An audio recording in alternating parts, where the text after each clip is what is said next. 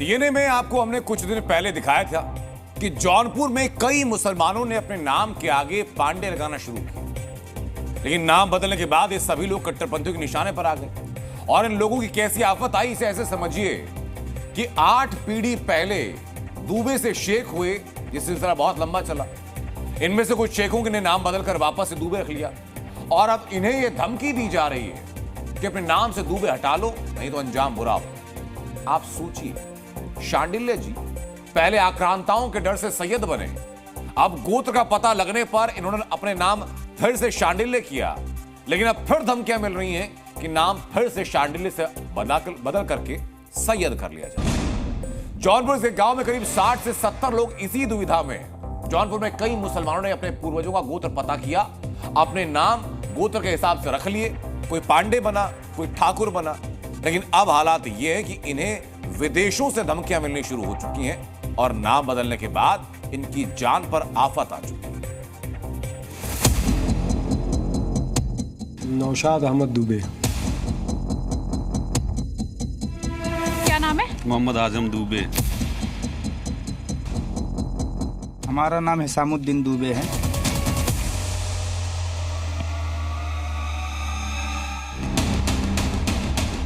ये है नौशाद दुबे, उत्तर प्रदेश के जौनपुर के रहने वाले हैं। नौशाद को अपने पूर्वजों के बारे में जब जिज्ञासा हुई तो इन्होंने पीढ़ी दर पीढ़ी अपने दादा परदादा का पता लगाया और जब ये 8 पीढ़ी पहले पहुंचे तो पता चला कि तब ये दुबे हुआ करते थे। बस इन्होंने अपने नाम के आगे दुबे लिखना शुरू कर दिया।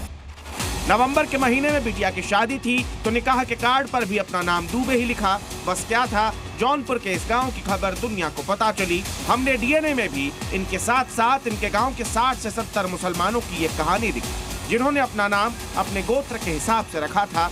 उनकी कहानी दुनिया को पता चली, लेकिन नाम बदलने पर अब इन लोगों को देश विदेश से धमकियां मिलने लगी। खुद नौशाद दुबे बता रहे हैं कि उन्हें किस तरह से परेशान किया जा रहा है।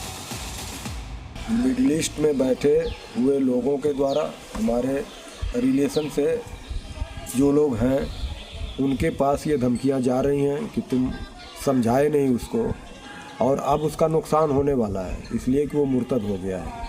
इसी को लेके लोग, हमारे भाई भतीजा जो लोग भी वहाँ से संबंधित लोग हैं, उनके पास लोग धमकी दे रहे हैं।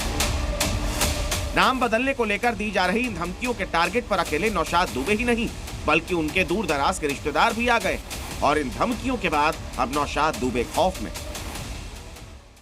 रिलेशन के लोग कतर में रह रहे हैं, हमारे चचेरे भाई भिमंडी में रह रहे हैं, तो गांव के ही कुछ लोग हैं जिनके खुद चरित्र का पता नहीं है, जो मतलब फेमस और डॉक्यूमेंट्री व्यभिचारी हैं, वो लोग इस किस्म का माहौल खड़ा कर रहे हैं कि नौशाद मुर्तद हो गए हैं, ये काफिर हो चुके हैं और लोगों से ऑडियो वायरल करा रहे हैं कि ये लोग हिंदू हो गए हैं।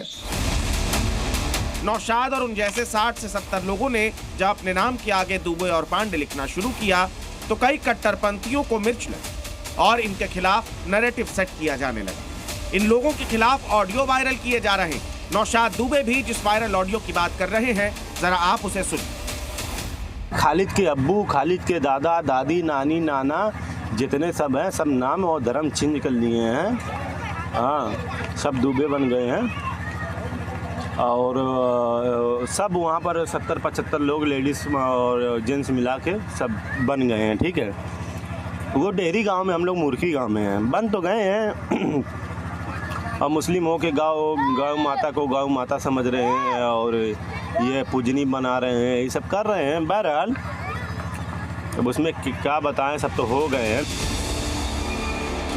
इस मुल्क में हर नागरिक को अपना नाम बदलने की आजादी है, लेकिन जब नौशाद अहमद ने नाम के आगे दुबे लगा लिया, क्यों को ये भाया नहीं, जिसके बाद इन लोगों के खिलाफ साजिशों की शुरुआत हो गई। एक तरफ जहां नौशाद दुबे कट्टरपंथियों की धमकियों की बात से चिंतित है, तो वहीं दूसरी तरफ इस मामले पर सियासत भी तेज हो गई। एक तरफ जहां बीजेपी इसे जायज ठहरा रही है, तो वहीं समाजवादी पार्टी ने इशारों में इन लोगों को धमकी दी। भारत में रहने वाले अधिकतर मुसलमानों के पूर्वज कभी न कभी हिंदू धर्मावलंबी रहे हैं, लेकिन अब धीरे धीरे जैसे जैसे सामाजिक चेतना बढ़ रही है, वो लोग भी अपने जड़ों से जुड़ना चाहते हैं। उत्तर प्रदेश में रहकर अगर दुबे तिवारी लगाया है, ये थोड़ा सा हमारे लिए चिंता की बात है।